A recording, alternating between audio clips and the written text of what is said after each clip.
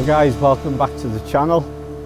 Welcome back to another video. As you can see, I'm not in downtown Vancouver today, away from the hustle and bustle of the city. Now, I've really enjoyed my time doing street photography in the city of late. You'll be able to see by the last few videos that I've done. I've been doing a lot of street photography. So if you haven't seen those videos, go take a look. There's lots of images to go through and you get to see a bit more of downtown Vancouver. But it was time to get back out for more of this. Adam met us at the ferry. We just chilled out at Adam's house and we set off first thing this morning. And we're heading to a place called Strath. We're going to camp there either for the night or maybe 2 nights and just explore this area. I've never been here before, so I'm really excited to see what I can capture.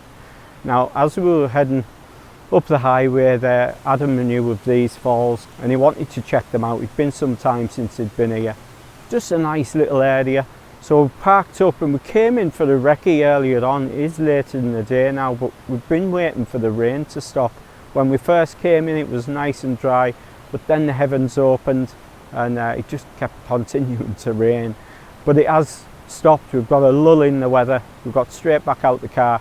I'm going to get as many images in this area before we move on to camp for tonight.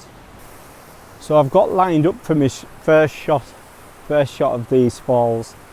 Now, capturing the full falls itself doesn't make for a great image. I've said about when waterfalls just come straight down the mountain, there's no shape, there's no body to the falls. And what I'm wanting to do is do a vignette and frame the image using these beautiful trees in the forest. You'll have the waterfall nestled in the background. To my right hand side you can see the edge of the falls. We've got this lovely vibrant green moss and it's lovely, it's catching that light from above. I've looked at the whole scene first, realised I've got all that deadfall at the bottom of the waterfall. It doesn't look too interesting. And then I've got a bit further back, tried different focal lengths to incorporate some of the forest with the falls just as an interest in the background there. And then we're going to have all those lovely mosses to either side of the falls and it'll just be a nice vignette. It's going to be a 4x3. Now I'm shooting at f16 on the 1:400 at 100mm, 0.8 of a second. It's a great shutter speed for water. It doesn't go too milky and it still retains some of that detail, so that's what I like when I take waterfall shots or any river scenes, anything like that. And then I've seen a shot to my right hand side on the bridge here that leads over this river, looking up the forest at this deadfall that's crisscrossing. So I want to try for an image with the 1:400 before I swap out the lenses.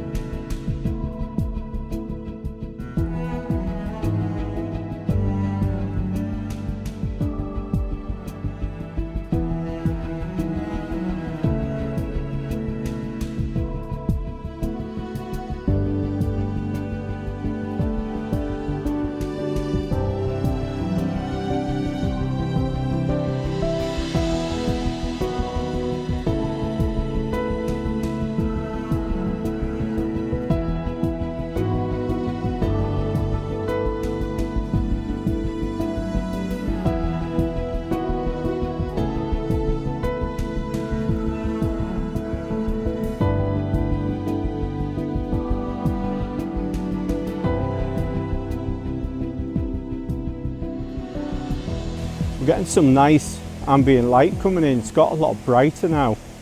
Now I came to this location that I'm at earlier. Got some lovely crisscrossing deadfall, got some upright trees, lots of greenery, lots of mosses.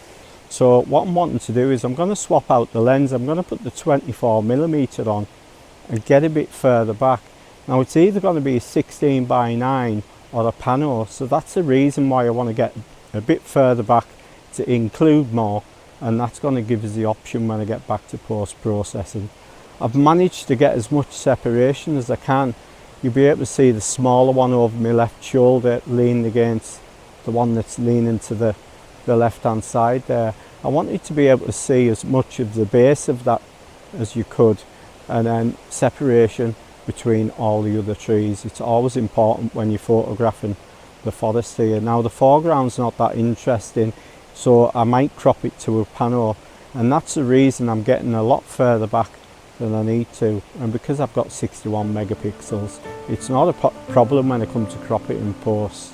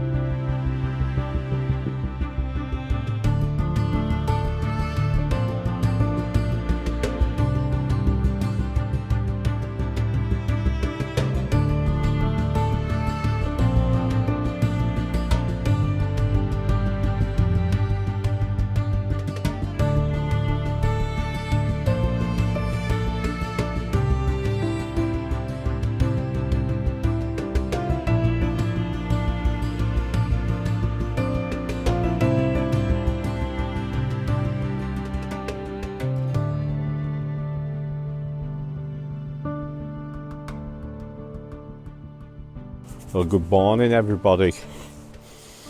Time for our morning coffee. Only the best for my friends. Bit of Maxwell House. Which do you prefer? Do you prefer Maxwell House or Nescafe? Tim Hortons. So we're going to pack down. It's a beautiful morning. Got a bit of sunshine, a bit overcast. Better than it was yesterday. Remember yesterday there was a lot of rain. And we got a couple of shots. Now it was nothing amazing in there, but it was nice just to kick-start the trip. You know, really looking forward to seeing what we can capture today. Now we have got plans to go up to a location called Maida Falls today. Now Adam's told us it's a lot better than the area we were in yesterday evening, so I haven't been there before, so it'd be great to explore the new location. But first thing first, Adam's going to make me coffee.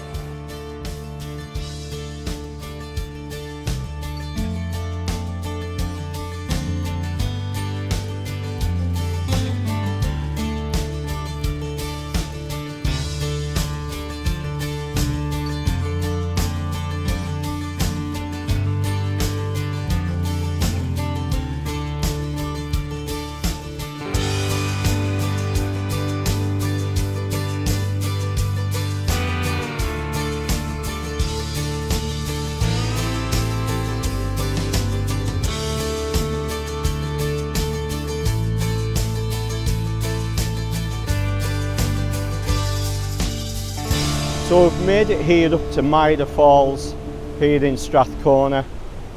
Looks magnificent. Now yesterday it was just a short stop, just to explore that little location there at Lupin Falls. Now it was nice, there was nothing amazing in there shots wise, but it was a good place to start. Now the only problem we've got at the moment, got a lot of sunlight on the waterfall, so you're going to have a lot of highlights dotted about the falls. And I want the scene to be nice and balanced, so we need some help from the clouds. So let's hope we get some cloud just to diffuse all that harsh light that we're getting on the falls. Now while we're waiting on some of that cloud, you know, just to get rid of some of that harsh light, I've actually been exploring below my feet. I've said in the past how important it is, if you can't get one specific shot, look for something else that you can photograph for the time being. So what I've decided to do, because the rock formations on the bed of this river here, because it's so interesting, I want to do a bit of exploration and try and find some nice abstract images with the use of shapes, light, colour. Now Adam's headed back up to the van for something, he's going to be coming back, but before he went he said the lower falls is actually better than the upper falls, so it'd be interesting to see the difference in the two. Now I think the reason he might be saying that is because Maida Falls itself, the main falls, it's quite open. It's not surrounded by forest right round the edges. So I'm going to get on, see what I can come across regarding rock formations and abstract images, and we'll see how we get on.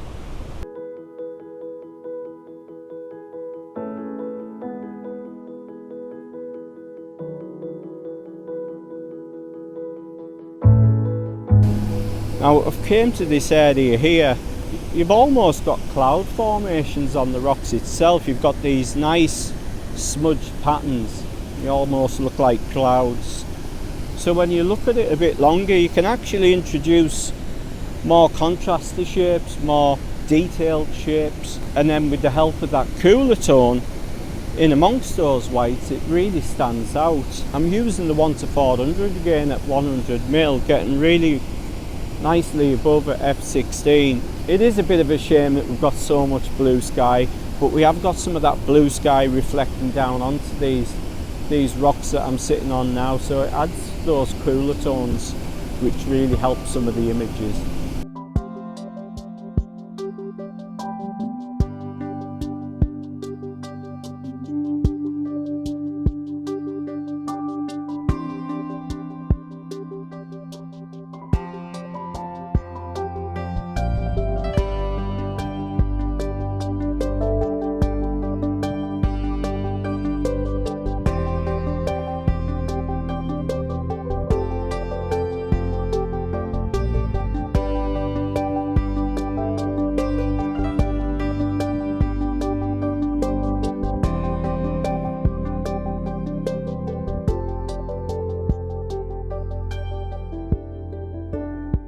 So as you'll be able to see, it's getting a lot sunnier now.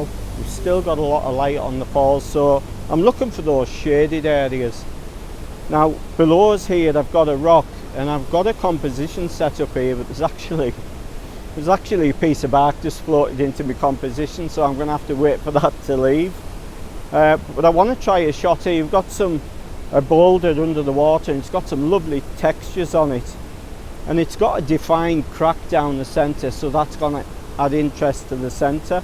Now it is submerged under the water, but you're getting nice light coming over the top of the rock on top of the water, some reflections, and it's creating these shapes and patterns, and then you're left with the texture of that rock behind. And now I've tried it with the polarised and I've tried it without, and I think I prefer it without, so I can use more of those that reflective light that's on the surface of the water as it goes across the surface of this rock.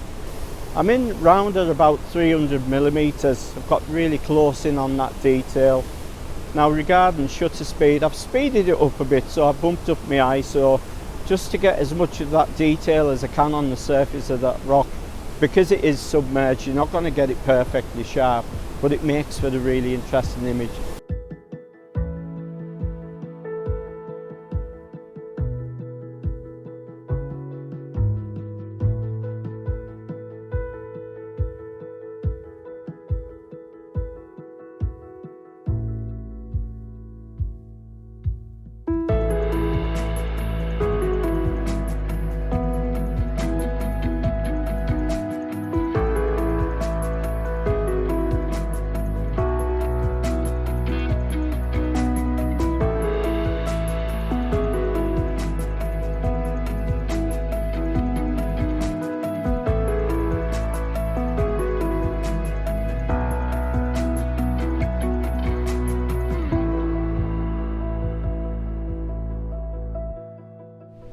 So you'll be able to see this little arrangement of flowers in amongst these textures and the colours of the rock.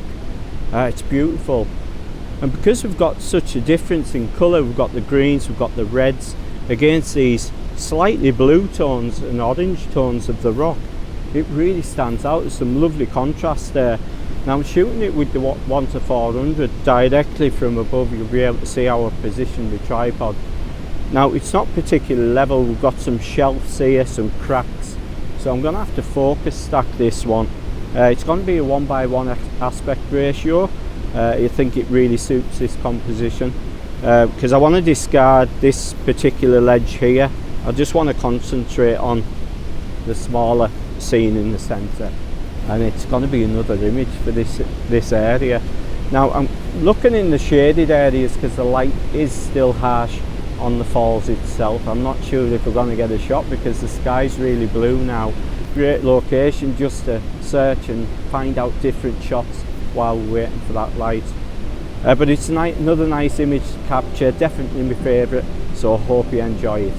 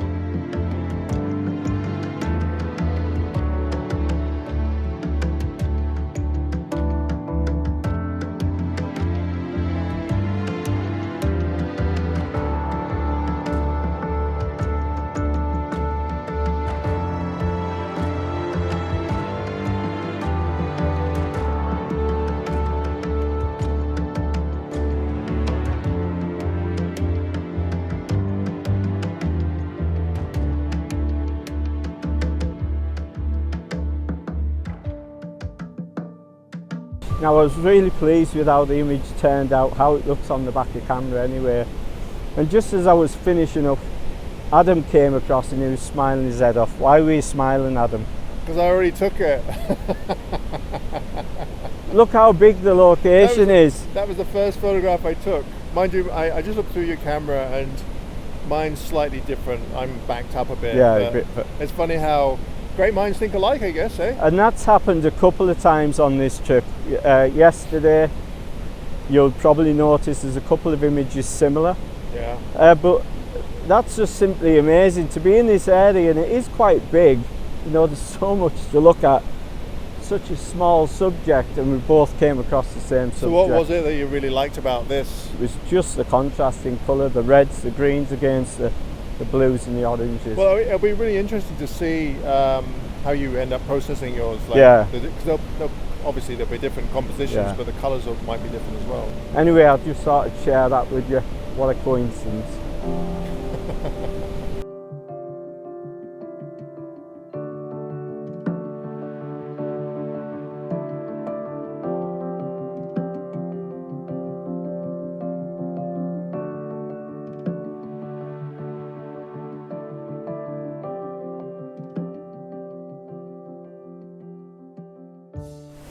We've came to the lower falls. You're probably able to see the water's immense down here at the bottom of the falls. So as I was coming down the trail, I didn't do any filming because it was pretty sketchy to get down here. This rainbow, it's beautiful. It's just leading across the centre of the image. You've got part of the lower falls here. I'll put some video up for you. I'm using the 1:400 again so I can get in nice and close. Now the first couple of shots that I'm going to go for where I can use some of the edge of the bottom of the falls there to frame the bottom of the shot. I want the rainbow slightly in the centre of the shot, and then you're going to have the backdrop of the cliffs at the opposite side. Now that rainbow is moving all the time as the sun moves across the sky. So I'm trying to pick out the colour and the detail within that rainbow. I want a really fast shutter speed. I want to be able to stop those droplets of water. And when you do that, getting really close, it almost looks like the nighttime sky. It's simply amazing. So it really does show you how to come across different images and photograph in tricky conditions, such as today, blue sky, bright sunlight. But I'm still finding images to photograph that are going to be a lot different to what anyone else has took in this area. Because the main thing that people photograph in this area is the full falls themselves, rather than those smaller vignettes.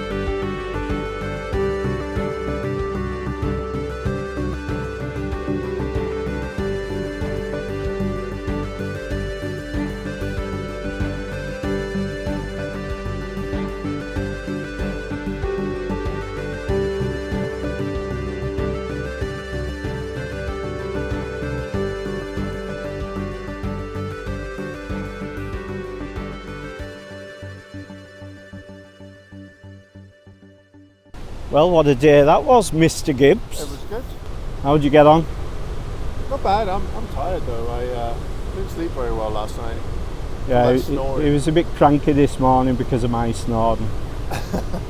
Ideally, it'd be better if it'd be a bit more balanced without that sunlight. So I'm going to hang on for a little bit longer and see, see how it materialises. See if it Use does look any your better. Lee ND filters. See how they work out. Lee filters are the best filters. Case filters, they're okay. I think they're pretty good. Filter's a filter. Affiliate link down below. But anyways, I hope you've enjoyed today's video. Hope, along with the images, it's been great getting back out amongst the landscapes. Vancouver Island, meeting up with Mr. Gibbs. And so until next time, thanks for watching. Don't forget to check out Adam's channel. But for now, bye bye. Bye.